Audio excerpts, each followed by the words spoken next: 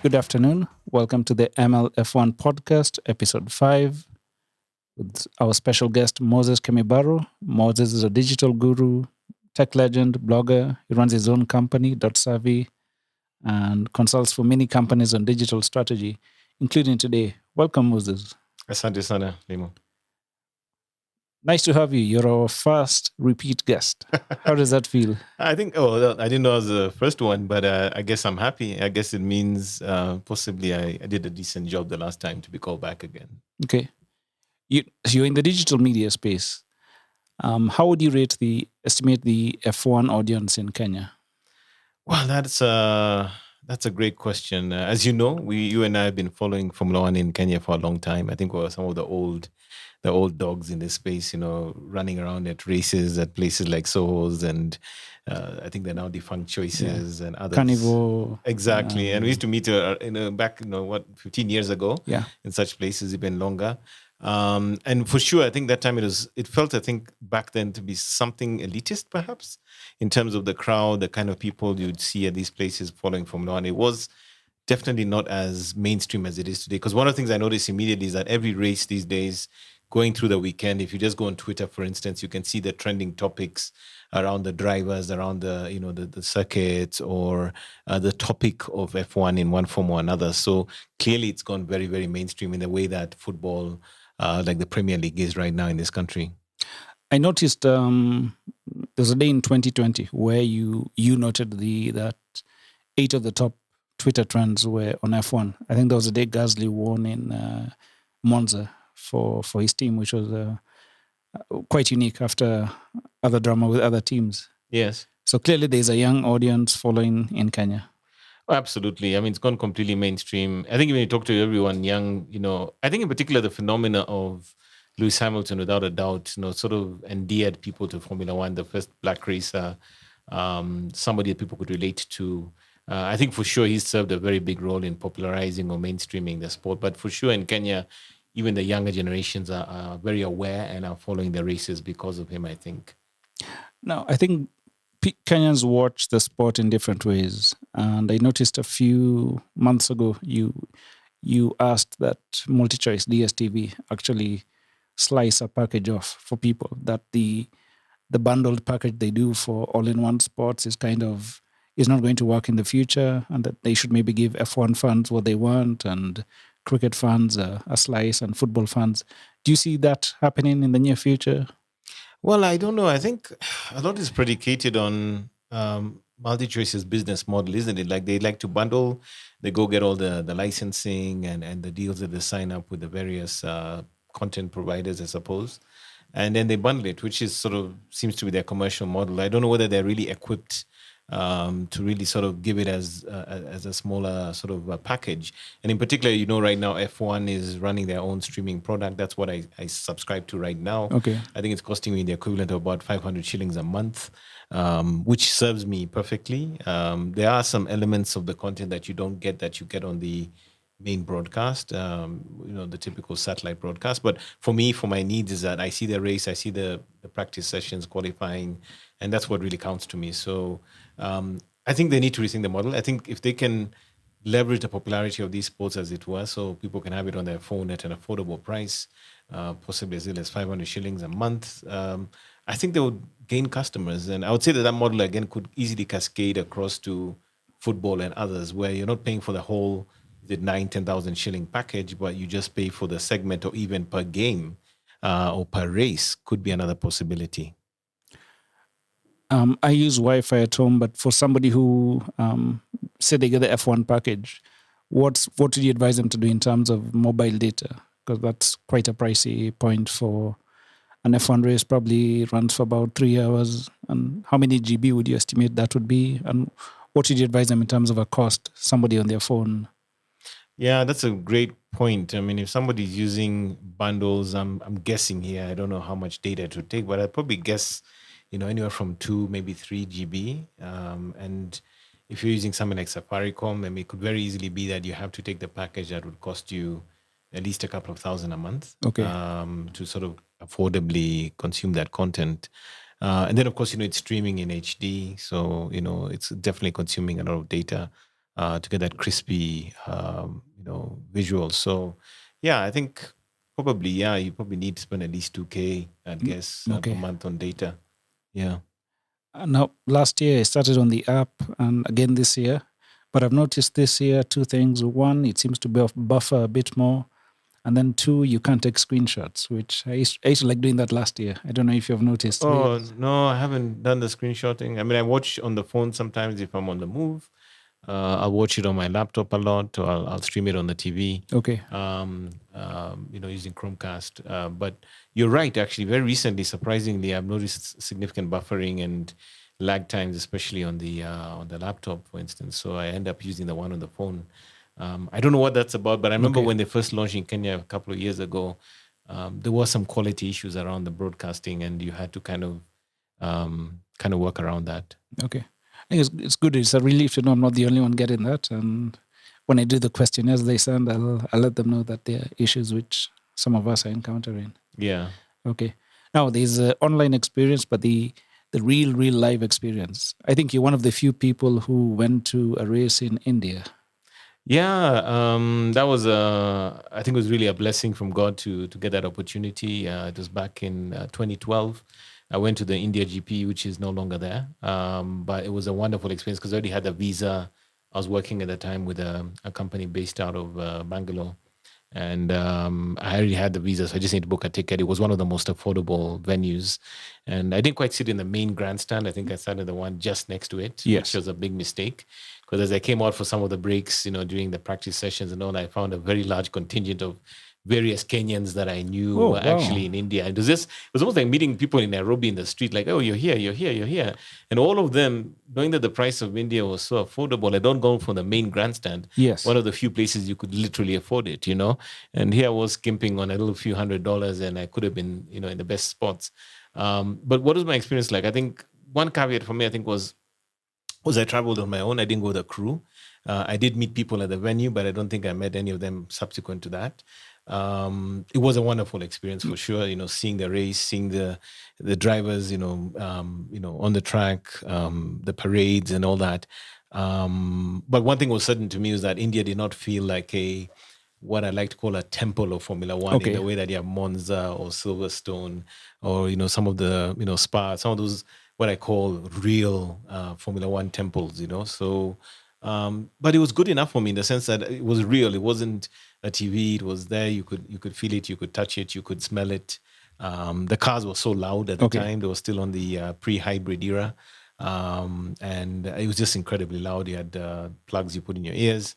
But it was just a wonderful, for anyone who's a Formula One buff like you and I, to sit at a real in-person race, Yes, for real, is the highlight of your life. I mean, that's a bucket list thing. I may never do it again, but for sure, it's right up there with one of my highest experiences in life, for sure. Do you recall the first car you saw out on track in full? Wow, it's been almost 10 years. Yeah. I can't remember, but of course, at that point, I was already following Lewis Hamilton. I remember even at the track side, I bought McLaren gear because you're still in McLaren then. So on race day, I was wearing my black McLaren shirt, and I can't remember which cars were out there, but I do remember that year Red Bull was still dominant. You know, I do recall, I think Hamilton might have qualified at the front, but pretty much off the mark, Vettel and I think Webber were going head to head. And it was interesting in the sense that, you really saw the cars, you saw, guys spinning out, you saw the stuff you see on TV, but now for real. And I think for me, just the mere fact that I could see the vehicles that close, racing, and the noise and everything was just incredible. Was the Indian driver still racing? Narain Karthikeyan? He might have been, and it's been a long time. Okay. I can't remember exactly, but he might have been. Okay. Yeah. Okay. I think it's very interesting because this weekend we have the Miami Grand Prix coming up, and it's been, so much expectation in the F1 sport, and especially I think on the back of Drive to Survive, the audience in America has gone really high. I think that we said there were over 400,000 people in Texas last year. This time it's Miami. Texas will be later this year. What are your views about the expectations about this weekend in terms of the reception in Miami? Well, I've seen the build up. I think even was it last night or this morning? I think I saw a sort of unveiling of the drivers, which is on a Wednesday. I mean, this is or a Thursday. I guess it was Wednesday in America, and it seemed a bit unusual because I'm not aware of that. Like that early in the week, Yes. it seems that in establishing Miami as a significant Formula One venue, they're clearly doing a lot of pre-marketing, pre-engagement, getting the Americans to see the drivers early. Even in the build up to this particular race, you can just get a sense of the hype behind it, and it is a very strong feeling of almost Americanization of Formula One for sure. And I'm sure Drive to Survive obviously has created a lot of theater around this sport that we all love. But for sure, you get that sense of Americanization. The track itself is interesting. I was reading that it has three DRS zones, so that means a lot of overtaking opportunities. I think it's between turn 13 and 16. They've done a interesting thing with the wall. Apparently, they expect people to make mistakes and possibly crash in that area to create a bit of drama. And I think one of the things I saw that was a bit hilarious is that there's a fake harbor in the middle of the thing where one of the correspondents the reporters was sitting on it. It looks like the ocean, but it's not real. There's boats, and they've kind of faked it. I thought that looked a bit gaudy, to be honest. But more importantly, it's fresh, it's new. There's so many unknowns whenever you go to a new track. It is the U.S. and Miami is known as party central in the U.S., sort of on the level of Las Vegas and the likes. Yes.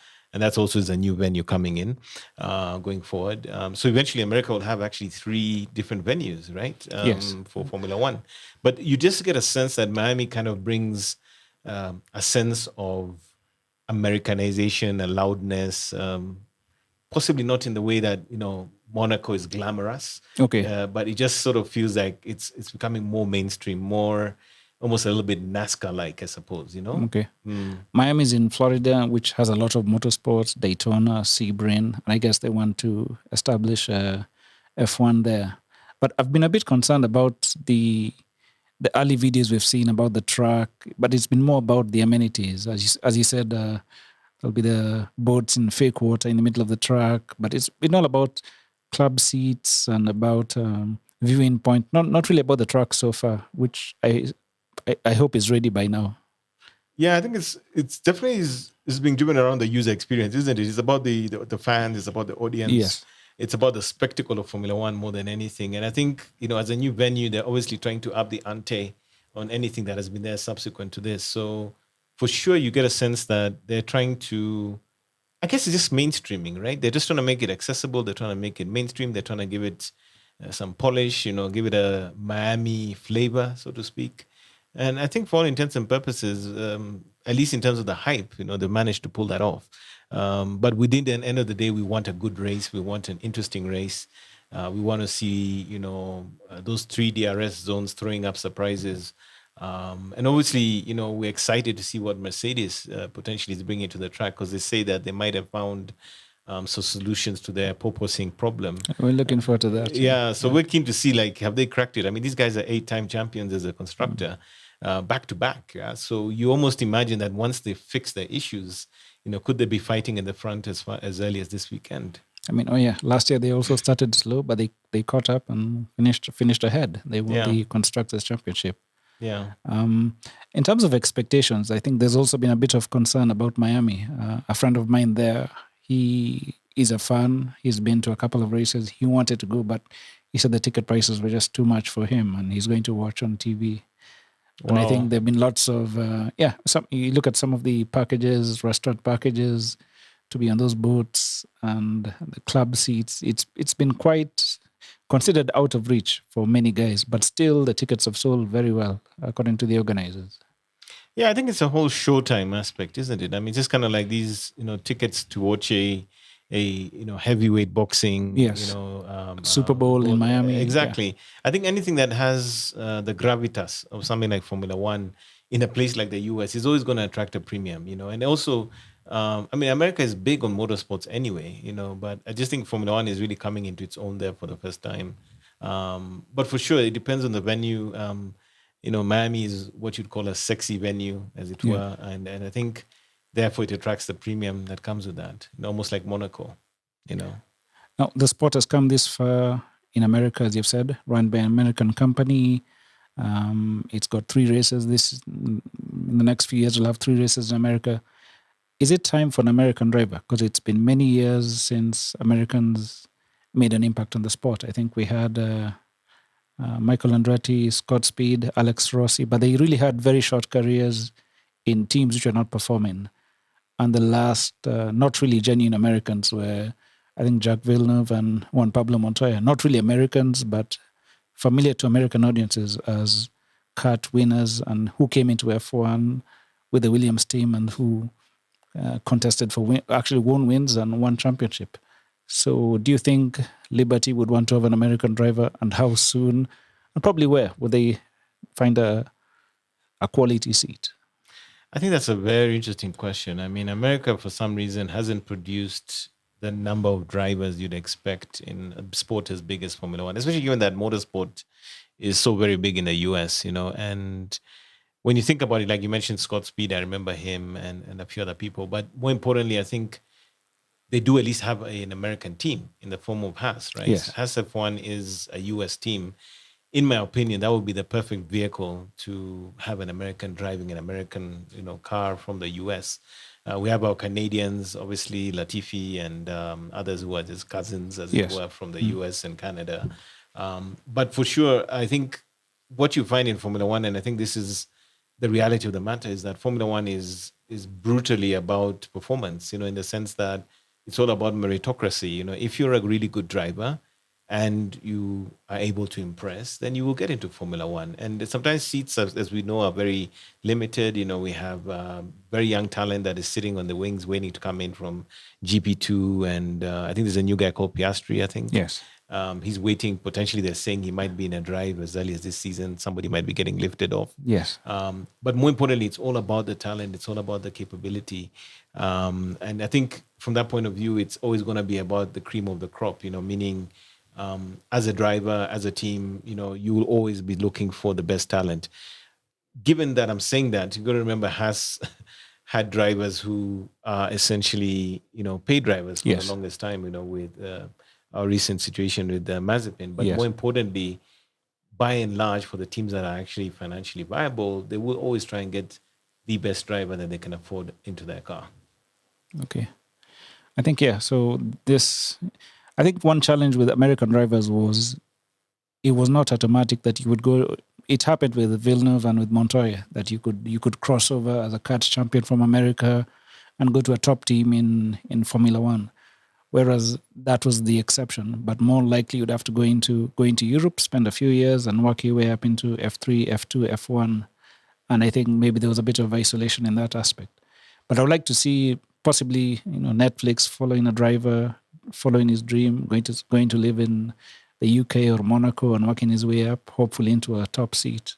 And maybe that driver is what Liberty will be cultivated in a few years. Oh, of course. I mean, they'll want to have an American hero, the blue, white, and red, and not Russian, but American. American, yes. I think it's inevitable. I'd say within the next 5 years, we're definitely going to see some young talent. Because obviously with the popularity of the sport, you now have younger, boys and girls who are obviously pursuing karting and other classes, and the ambition is to end up in Formula One, which is the elite class of racing, so motor racing. So I think it's inevitable within the next 5 years, we're going to see possibly some, American talent in cars doing amazing things on the track. Okay. I think finally we can come to our race predictions. This is the 5th race of the season.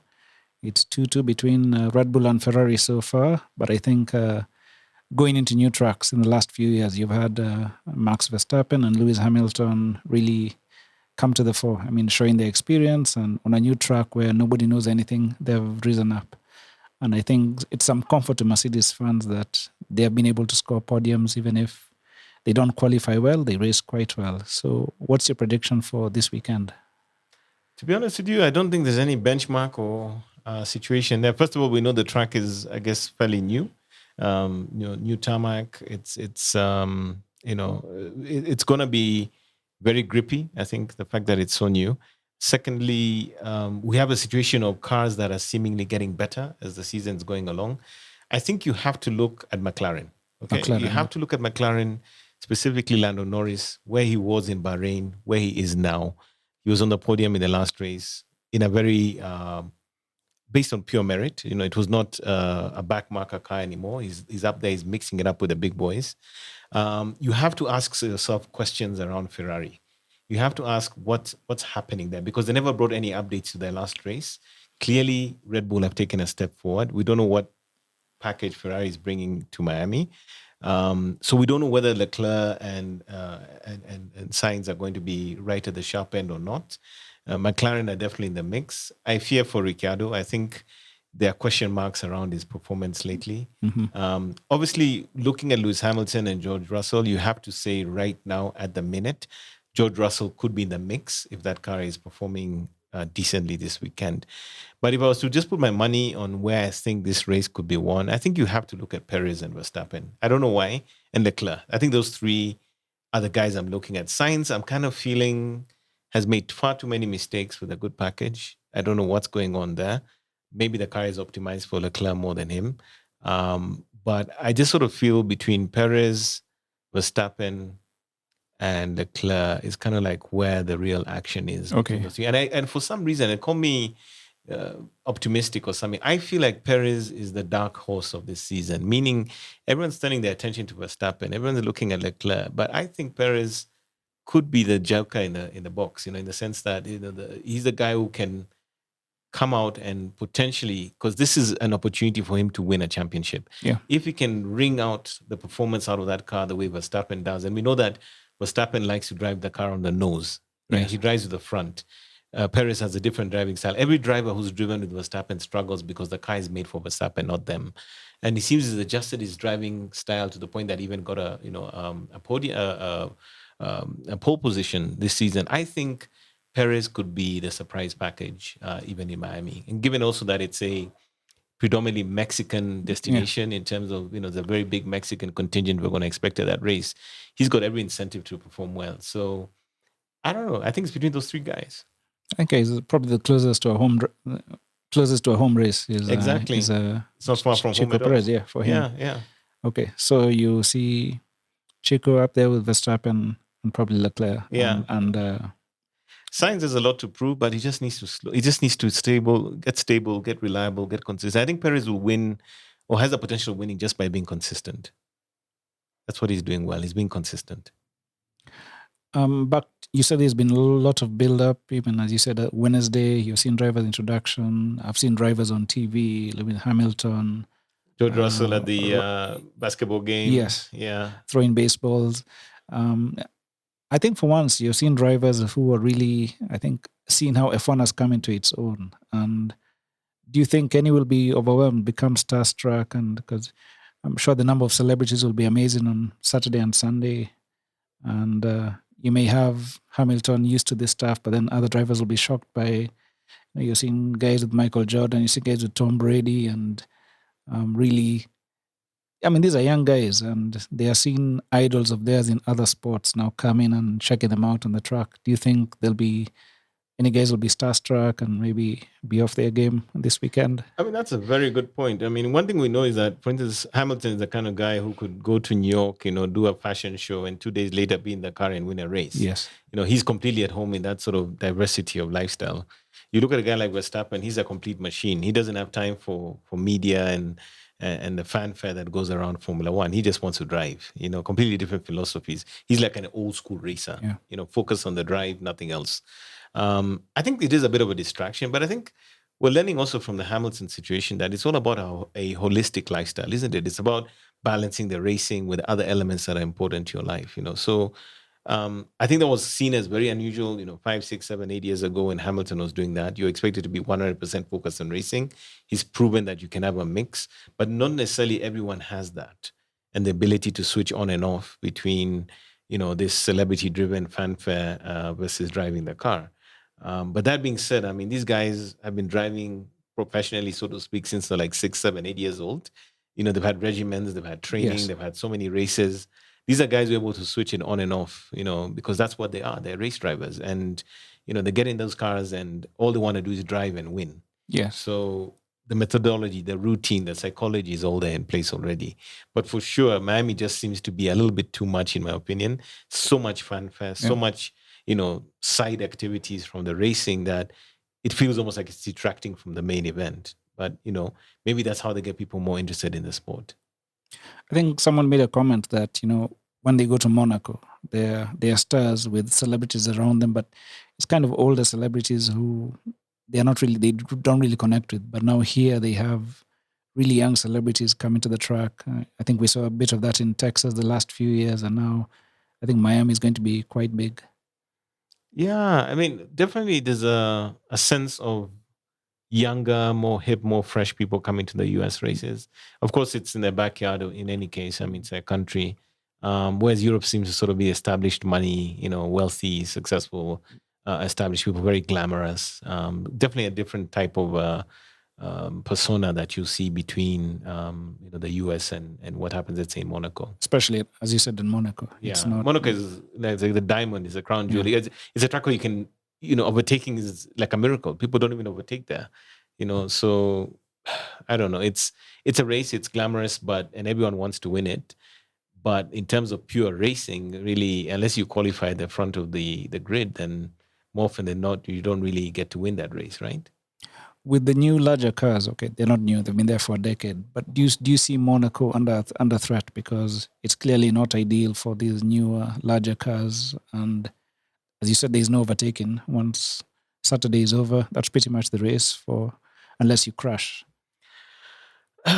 In terms of pure racing, we've seen even interesting races and strategies when it rains or something goes a little bit awry, where a non-winner, like remember Ricardo losing a few years ago when they didn't change his tires in time. He was just sitting there and he lost the race.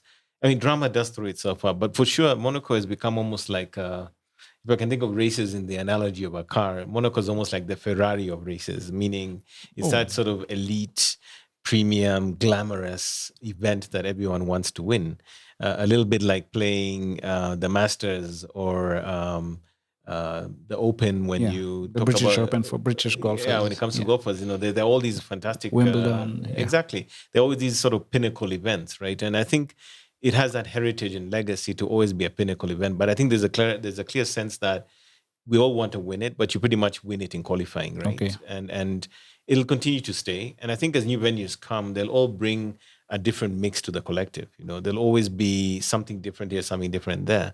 And then now as some of the older races are coming back, we'll see how that goes. But for sure, it's one of those, it's like the crown jewel, I guess, but it's never been about pure racing. It's always been about the fact that if you qualify well on a Friday or is it a Thursday, you do get to potentially win the race. Okay, for us, it's a night race. I think Friday night we have practice 9:30, then at midnight, Saturday qualifying at 11, and then Sunday the race at 10:30 with an hour pre-show. I guess we'll both be on our apps this weekend. Absolutely. I mean, starting tomorrow evening, all the way through to Sunday, late nights ahead, clearly. We're going to be watching the racing. And it's been a while since we've had a race this late.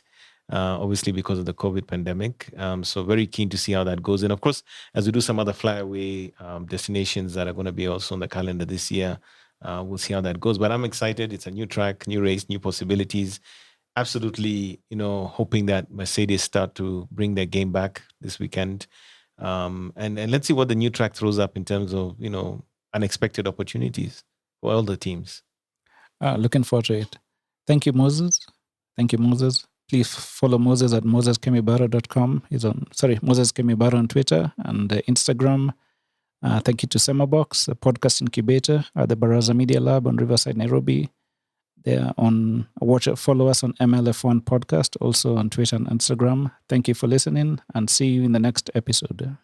Well, thank you very much, Limo, and looking forward to an amazing race this weekend. Okay, let's do more episodes.